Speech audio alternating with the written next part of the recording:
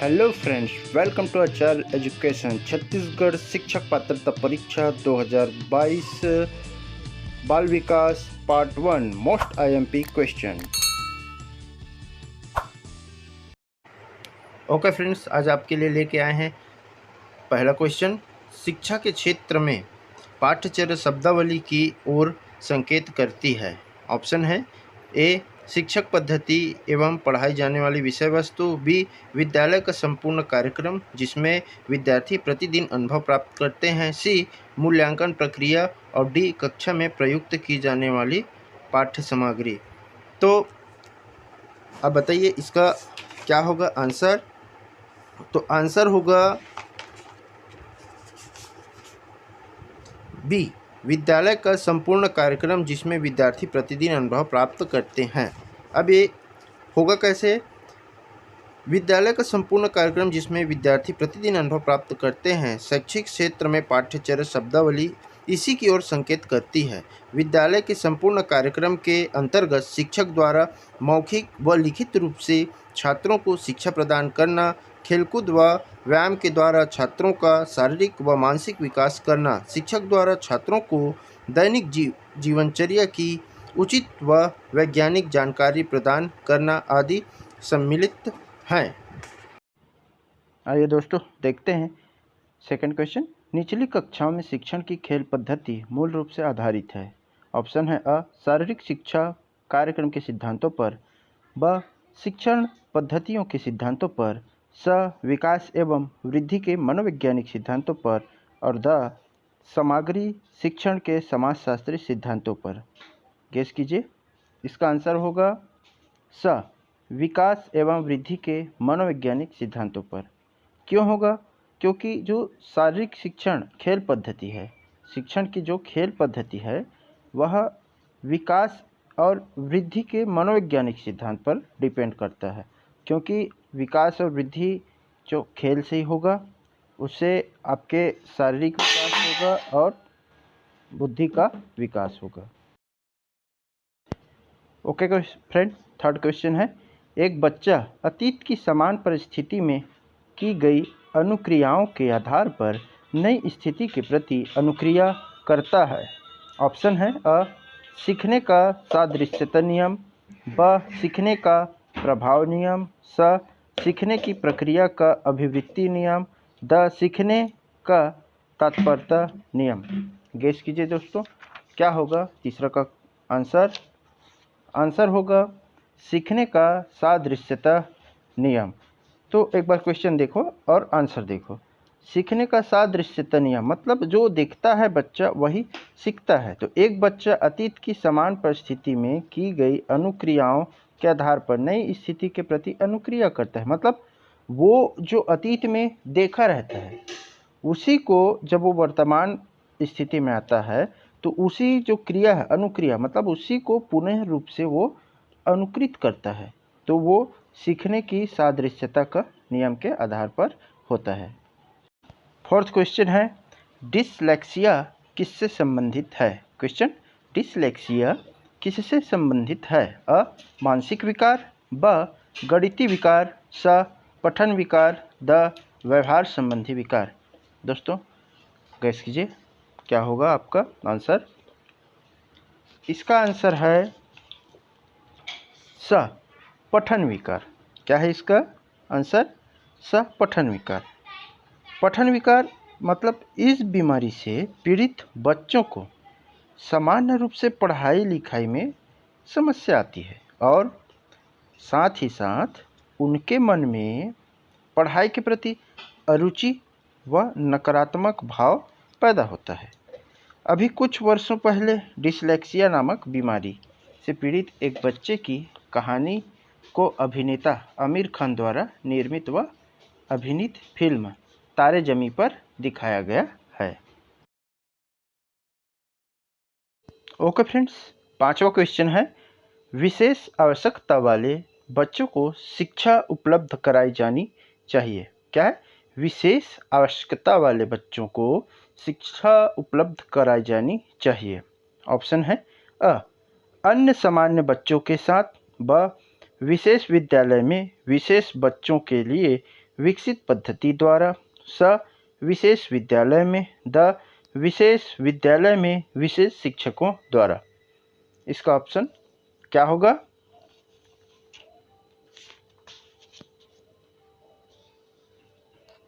अ अन्य सामान्य बच्चों के साथ। इसका ऑप्शन होगा अन्य सामान्य बच्चों के साथ। क्यों होगा? विशेष आवश्यकता वाले बच्चों को अन्य सामान्य बच्चों के साथ पढ़ाई कराई जानी चाहिए। ऐसी स्थिति में सामान्य बच्चों के साथ वह घुल मिल कर उनकी कार्यप्रणाली को बड़ी सहजता से आत्मसात कर लेगा, उनके साथ सीखेगा और उसे विशेष विद्यालय में विशेष बच्चों के साथ उच्च प्रणालियों के तहत शिक्षा प्रदान की जाए तो वह बच्चा सामान्य जीवन में पूर्णतः असफल रहेगा।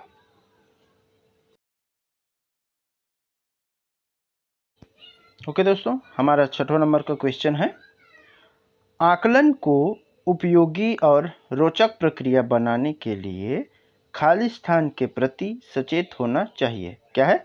आकलन को उपयोगी और रोचक प्रक्रिया बनाने के लिए खाली स्थान के प्रति सचेत होना चाहिए। ऑप्शन है अ अलग अलग विद्यार्थियों में तुलना करना, ब विद्यार्थियों को बुद्धिमान या औसत शिक्षार्थी की उपाधि देना, स शैक्षणिक और सह शैक्षिक क्षेत्रों में विद्यार्थी के सीखने के बारे में जानकारी प्राप्त करने के लिए विविध तरीकों का प्रयोग करना, और द है प्रतिपुष्टि, जिसके फीडबैक बोलते हैं, देने के लिए तकनीकी भाषा का प्रयोग करना। तो इसका ऑप्शन क्या होगा दोस्तों? इसका ऑप्शन होगा स शैक्षिक और सह शैक्षिक क्षेत्रों में विद्यार्थियों के सीखने के बारे में जानकारी प्राप्त करने के लिए विविध तरीकों का प्रयोग करना। ये इसका ऑप्शन होगा 6वें नंबर का क्वेश्चन का। क्यों होगा?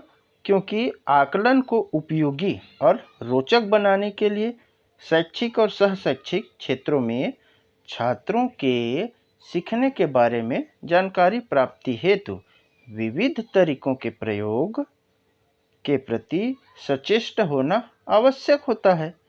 तभी हम आकलन को उपयोगी एवं रोचक बनाने में समर्थ हो सकते हैं।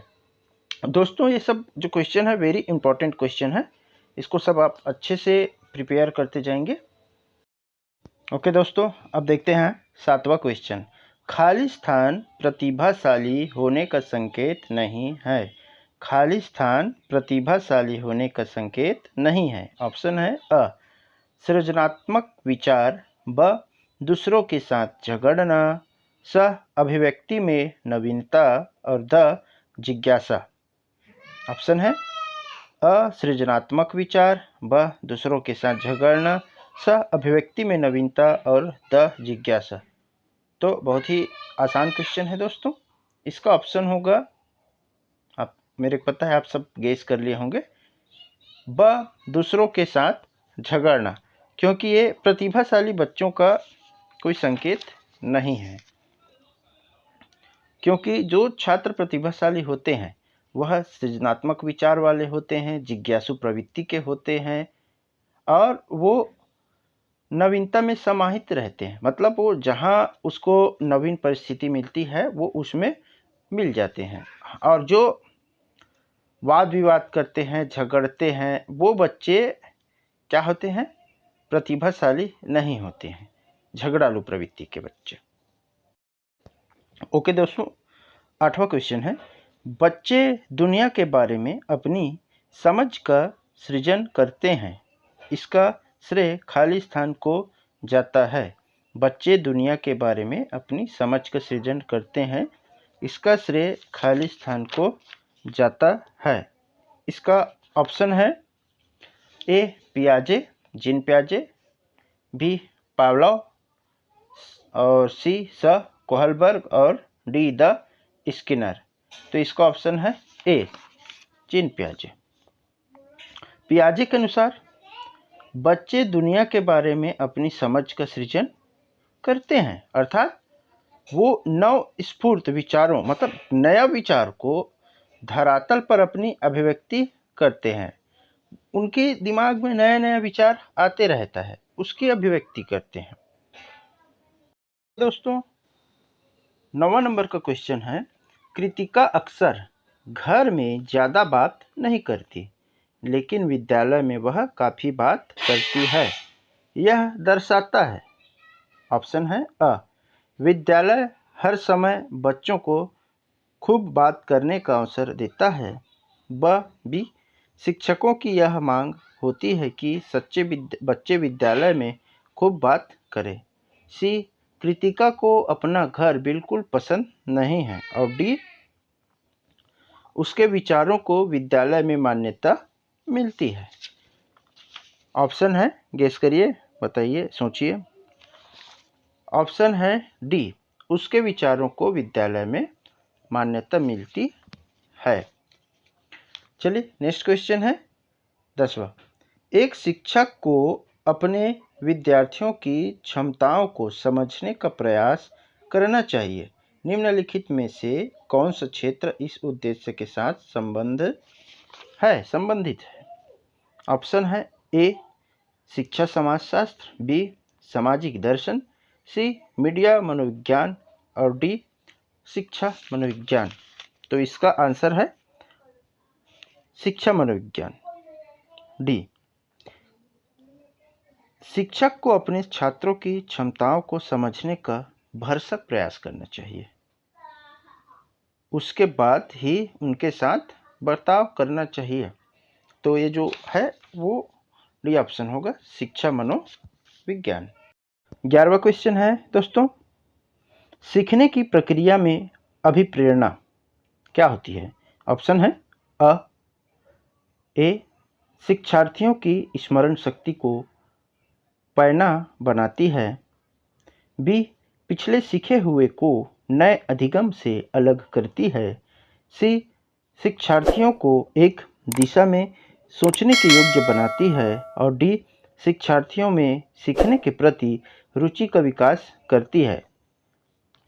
अनुमान लगाइए क्या होगा 11वां क्वेश्चन। इसका आंसर है डी, शिक्षार्थियों में सीखने के प्रति रुचि का विकास करती है सीखने की प्रक्रिया। तो सीखने की प्रक्रिया में अभिप्रेरणा बच्चों में सीखने के प्रति एक रुचि का विकास करती है। अभिप्रेरणा से उनमें अपने कर्तव्य के प्रति उत्साह का उद्भव होता है। दोस्तों 12वां नंबर का क्वेश्चन है, सीखना समृद्ध हो सकता है यदि, क्या कह रहा है क्वेश्चन, ध्यान से, सीखना समृद्ध हो सकता है यदि, ऑप्शन है ए, वास्तविक दुनिया से उदाहरणों को कक्षा में लाया जाए जिसमें विद्यार्थी एक दूसरे से अंतःक्रिया करे और शिक्षक उस प्रक्रिया को सुगम बनाए। बी, कक्षा में अधिक से अधिक शिक्षण सामग्री का प्रयोग किया जाए। सी, शिक्षक विभिन्न प्रकार के व्याख्यान और स्पष्टीकरण का प्रयोग करे। डी, कक्षा में आवधिक परीक्षाओं पर अपेक्षित ध्यान दिया जाए। इसका ऑप्शन होगा 12 नंबर ए, वास्तविक दुनिया से उदाहरणों को कक्षा में लाया जाए जिसमें विद्यार्थी एक दूसरे से अंतःक्रिया करे और शिक्षक उस प्रक्रिया को सुगमता से समझाए। जैसे जो वर्तमान काल की परिस्थिति के बीच हो रहा कार्य है, अब उदाहरण में हम छात्रों के बीच कक्षा में उसको प्रस्तुत करेंगे ताकि छात्र संप्रति विषय पर परस्पर विचार विमर्श करेंगे। मतलब जो विषय हम उनके बीच रख रहे हैं उस पर उन लोग आपस में विचार विमर्श करेंगे कि ये ऐसा हुआ, ऐसा करके, तो जिसका श्रवण कर शिक्षक उस प्रक्रिया को और सुगम बनाए। इस प्रवृत्ति से सीखना और सहज एवं समृद्ध हो जाता है। हेलो फ्रेंड्स, 13 नंबर का क्वेश्चन है, निम्न में से कौन से कथन को सीखने की प्रक्रिया की विशेषता नहीं मानना चाहिए? ऑप्शन है ए, शैक्षिक संस्थान ही एकमात्र स्थान है जहां अधिगम प्राप्त होता है। बी, सीखना एक व्यापक प्रक्रिया है। सी सीखना लक्षणमुखी होता है। डी अनधिगम भी सीखने की प्रक्रिया है। इसका आंसर होगा ए। शैक्षिक संस्थान ही एकमात्र स्थान है जहां अधिगम प्राप्त होता है। उसके बाद आता है 14 नंबर का क्वेश्चन। पाँचवीं कक्षा के दृष्टिबाधित विद्यार्थी। पाँचवीं कक्षा के दृष्टिबाधित विद्यार्थी ऑप्शन है ए को निचले स्तर के कार्य करने की छूट मिलनी चाहिए। बी के माता पिता और मित्रों द्वारा उसे दैनिक कार्यों को करने में सहायता की जानी चाहिए। सी के साथ कक्षा में सामान्य रूप से व्यवहार किया जाना चाहिए और श्रव्य सीडी के माध्यम से सहायता उपलब्ध कराई जानी चाहिए। डी के साथ कक्षा में विशेष व्यवहार किया जाना चाहिए। तो 14 नंबर का आपका आंसर होगा सी के साथ कक्षा में सामान्य रूप से व्यवहार किया जाना चाहिए और श्रव्य सीडी के माध्यम से सहायता उपलब्ध कराई जानी चाहिए। फ्रेंड्स 15 नंबर का क्वेश्चन। प्राथमिक स्तर पर एक शिक्षक में निम्न में से किसे सबसे महत्वपूर्ण विशेषता मानना चाहिए। प्राथमिक स्तर पर एक शिक्षक में निम्न में से किसे सबसे महत्वपूर्ण विशेषता मानना चाहिए। ऑप्शन है अ पढ़ाने की उत्सुकता, ब धैर्य और दृढ़ता, स शिक्षण पद्धतियों और विषयों के ज्ञान में दक्षता और द अति मानक भाषा में पढ़ाने में दक्षता। इसका आंसर होगा ब बी धैर्य और दृढ़ता। मतलब वो धैर्यपूर्वक धैर्य होना चाहिए उसमें और दृढ़ता के साथ जैसे उसको कुछ ठान ले तो उसे करके रहना चाहिए। फ्रेंड्स 16 नंबर का क्वेश्चन।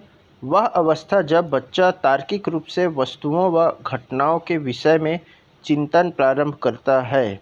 वह अवस्था जब बच्चा तार्किक रूप से वस्तुओं व घटनाओं के विषय में चिंतन प्रारंभ करता है। ऑप्शन है ए संवेदी प्रेरक अवस्था, बी औपचारिक संक्रियात्मक अवस्था, सी पूर्व संक्रियात्मक अवस्था और डी मूर्त संक्रियात्मक अवस्था। आपका आंसर होगा डी मूर्त संक्रियात्मक अवस्था। ओके फ्रेंड्स, अगला क्वेश्चन 17 नंबर का। एक शिक्षक अपने लोकतांत्रिक स्वभाव के कारण विद्यार्थियों को पूरी कक्षा में कहीं भी बैठने की अनुमति देता है। कुछ शिक्षार्थी एक साथ बैठते हैं और चर्चा करते हैं या सामूहिक पठन करते हैं। कुछ चुपचाप बैठकर अपने आप पढ़ते हैं। एक अभिभावक को यह पसंद नहीं आता। इस स्थिति से निपटने का निम्न में से कौन सा तरीका सबसे बेहतर होगा। ऑप्शन है ए अभिभावकों को प्रधानाचार्य से शिक्षक की शिकायत करनी चाहिए। बी अभिभावकों को प्रधानाचार्य से अनुरोध करना चाहिए कि वे उनके बच्चे का अनुभाव भाग बदल दे। सी अभिभावकों को शिक्षक पर विश्वास व्यक्त करना चाहिए और शिक्षक के साथ समस्या पर चर्चा करनी चाहिए। डी अभिभावकों को उस समय विद्यालय से अपने बच्चे को निकाल लेना चाहिए।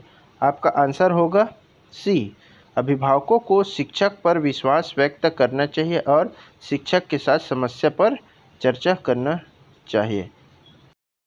ओके फ्रेंड, नेक्स्ट क्वेश्चन है सीखने के अंतर्दृष्टि सिद्धांत को किसने बढ़ावा दिया। 18 नंबर का क्वेश्चन। सीखने के अंतर्दृष्टि सिद्धांत को किसने बढ़ावा दिया। ऑप्शन है ए गेस्टाल्ट सिद्धांतवादी, बी पावलोव, सी जीन पियाजे, डी वाइगोत्स्की। इसका आंसर होगा ए गेस्टाल्ट सिद्धांतवादी। गेस्टाल्ट सिद्धांतवादियों ने सीखने के अंतर्दृष्टि सिद्धांत को बढ़ावा दिया। इस सिद्धांत का प्रतिपादन अद्यपि कि कोल्हर ने 1917 में अपने एक प्रयोग के आधार पर किया था।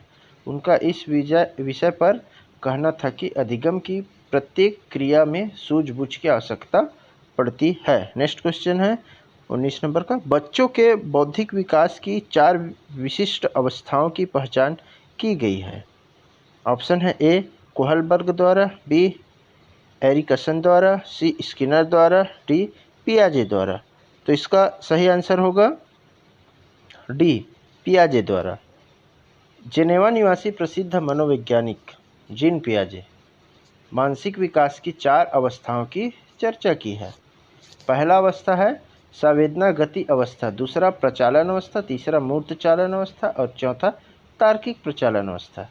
चारों अवस्थाओं की व्याख्या करते हुए पियाजे का कहना है कि अवस्था के अनुसार व्यक्ति कि बौद्धिक अभिव्यक्ति का रूप बदलता रहता है। बौद्धिक विकास के साथ साथ सहज प्रवृत्तियों पर मनुष्य की निर्भरता घटती जाती है। ओके फ्रेंड्स, 20वां नंबर का क्वेश्चन है, निम्नलिखित में से किस अवस्था में बच्चे अपने समवयस्क समूह के सक्रिय सदस्य हो जाते हैं? समवयस्क समूह के सक्रिय सदस्य। ऑप्शन है किशोरावस्था, प्रौढ़ावस्था, पूर्व बाल्यावस्था, टी बाल्यावस्था। बहुत ही सरल आंसर है इसका 20 ए किशोरावस्था।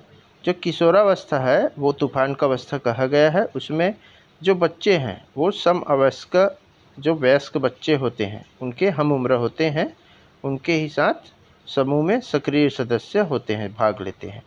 नेक्स्ट क्वेश्चन है 21 नंबर, बच्चों की सीखने की प्रक्रिया में माता पिता को खालिस्तान भूमिका निभानी चाहिए। ऑप्शन है ए नकारात्मक, बी अग्रोन्मुखी, सी सहानुभूतिपूर्ण और डी तटस्थ। तो इसका आंसर है बी अग्रोन्मुखी। मतलब उनके आगे आके उनके लिए कुछ करना चाहिए। माता पिता को, बच्चों को सीखने की प्रक्रिया माता पिता को खालिस्तान भूमिका, तो अग्रोन्मुखी भूमिका निभानी चाहिए। ओके फ्रेंड्स, 22 नंबर का क्वेश्चन, विकास कभी न समाप्त होने वाली प्रक्रिया है, यह विचार किससे संबंधित है? ऑप्शन ए अंतः संबंध का सिद्धांत, बी निरंतरता का सिद्धांत, सी एकीकरण का सिद्धांत और डी अंतःक्रिया का सिद्धांत। ऑप्शन होगा बी निरंतरता का सिद्धांत। विकास एक क्रमबद्ध अवस्था होती है जो सतत गतिमान रहती है और यह कभी न समाप्त होने वाली प्रक्रिया है। यह विचार निरंतरता के सिद्धांत से संबंधित है। नेक्स्ट क्वेश्चन, वह कौन सा स्थान है जहां बच्चे के संज्ञानात्मक विकास को सबसे बेहतर तरीके से परिभाषित किया जा सकता है? ऑप्शन है खेल का मैदान, बी विद्यालय एवं कक्षा पर्यावरण, सी सभागार, डी घर। तो इसका ऑप्शन होगा बी विद्यालय एवं कक्षा पर्यावरण। विद्यालय और कक्षा पर्यावरण ही वह स्थान होता है जहां पर बच्चे संज्ञानात्मक विकास को सर्वाधिक अच्छे ढंग से परिभाषित करते हैं। चूँकि विद्यालय में शिक्षकों के बीच उसका ज्ञानार्जन होता है तथा कक्षा के वातावरण में छात्रों के बीच मूल्यांकन का अवसर प्राप्त होता है। ओके फ्रेंड्स, आपका नेक्स्ट क्वेश्चन 24 नंबर का, निम्न में से कौन सा बुद्धिमान बच्चे का लक्षण नहीं है? निम्न में से कौन सा बुद्धिमान बच्चे का लक्षण नहीं है? तो ए वह जो लंबे निबंधों को बहुत जल्दी रटने की क्षमता रखता है, बी वह जो प्रवाहपूर्ण एवं उचित तरीके से संप्रेषित करने की क्षमता रखता है, सी वह जो अमूर्त रूप से सोचता रहता है और डी वह जो नए परिवेश में स्वयं को समायोजित कर सकता है। तो इसका ऑप्शन होगा ए वह जो लंबे निबंधों को बहुत जल्दी रटने की क्षमता रखता है। क्या निम्न में से कौन सा बुद्धिमान बच्चे का लक्षण नहीं है? तो नहीं है पूछा जा रहा है, तो वह जो लंबे निबंधों को बहुत जल्दी रटने की क्षमता रखता है। तो बुद्धिमान बच्चे का लक्षण वह जो प्रभावपूर्ण एवं उचित तरीके से संप्रेषण करता है, तो ये तो बुद्धिमान बच्चा है। वह जो अमूर्त रूप से सोचता है, ये भी बुद्धिमान बच्चे का लक्षण है। वह जो नए परिवेश में स्वयं को समायोजित कर सकता है, ये भी बुद्धिमान बच्चे का लक्षण है। नेक्स्ट क्वेश्चन है 25वां नंबर, खाली स्थान को एक अभिप्रेरित शिक्षण का संकेत माना जाता है। ऑप्शन है ए कक्षा में अधिकतम उपस्थिति, बी शिक्षक द्वारा दिया गया उपचारात्मक कार्य, सी विद्यार्थियों द्वारा प्रश्न पूछना और डी कक्षा में एकदम खामोशी। तो आंसर होगा सी विद्यार्थियों द्वारा प्रश्न पूछना। मतलब खाली स्थान को एक अभिप्रेरित शिक्षण का संकेतक माना जाता है। कक्षा में छात्र द्वारा प्रश्न पूछना एक अभिप्रेरित शिक्षक का संकेतक माना जाता है। प्रश्न पूछना अध्ययन के उत्साह का द्योतक है, गवाह है और साथ ही साथ छात्रों में स्वबुद्धि विकास का परिणाम भी है।